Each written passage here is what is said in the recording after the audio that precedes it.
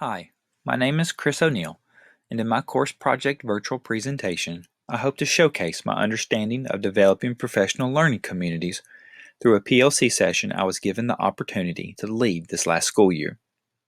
In our text, Learning by Doing, the author is quoted as saying, "Powerful communication is simple and succinct, driven by a few key ideas, and repeated at every opportunity."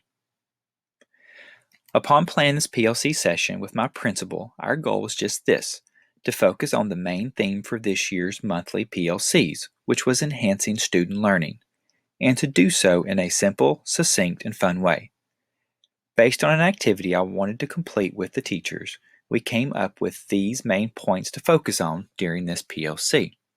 The first was how our level of understanding and expectations as teachers can affect our teaching, and to show that students can sometimes understand content but not understand how to demonstrate that they do. Upon entering the library where we held this PLC, teachers were asked to sit down at the table. At each table were the ingredients needed to complete a peanut butter and jelly, as well as a piece of paper with these instructions. Write down exact instructions on how to make a PB&J using the items on your table. After they completed writing their instructions, we watched a funny YouTube video called the Exact Instructions Challenge. Here is a clip from that video. Get 2 pieces of bread. Get some peanut butter. Take the peanut butter knife. Open the peanut butter. Put the knife in the PB. Get some jelly. Open the jelly. No. Squirt the jelly onto the bread. Take the butter knife with the peanut butter on it. Wipe it all over the piece of bread that's blank. Take the butter knife. Rub the jelly all over the piece of bread. That's all over.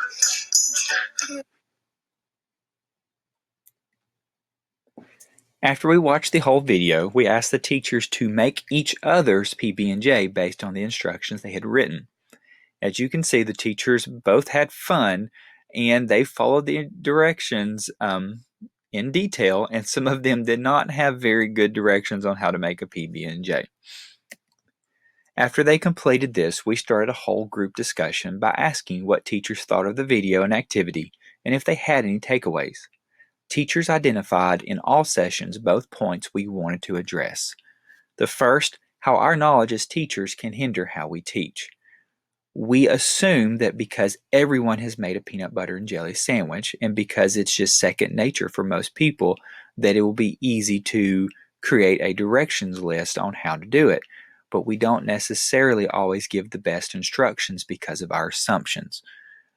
Also, sometimes students have the knowledge on how to do something, but they struggle to demonstrate it. In this example, these children in this video know how to make a peanut butter and jelly sandwich, but as far as writing down exact instructions, they were struggling with this. This is something that teachers need to consider when teaching any subject in class. Teachers coming to these conclusions and sharing to the group was more beneficial than me as the leader of the session just telling them the takeaways. Teachers also identified 2 takeaways that wasn't intended, but resulted in great conversation and insight. These were how the little boy in the video got angry after the 3rd attempt, even though they were just having fun. I suggest going and finding the video and watching the rest of it. It's really good. Teachers determined that students act out sometimes because they are frustrated at the content, maybe because they know what they're doing but just have a hard time demonstrating it. We need to remember this as teachers, show them grace, and be sure to give them the support that they need to show the knowledge that they have. They also talked about the benefit of reteaching and reassessment. With each attempt, the 2 kids in the video became better and better at writing exact instructions, and in the end, the one created an instruction that allowed the dad to actually create a peanut butter and jelly sandwich that was edible. During this PLC planning session, we ended with the teachers' instructions to eat their creations and make additional ones if desired. Upon teacher request, we also followed up with an email to the teachers containing the link to the video we watched, the instruction sheet for the activity, and a few other resources concerning the information gleaned from this activity. Overall, I think this was a great PLC session.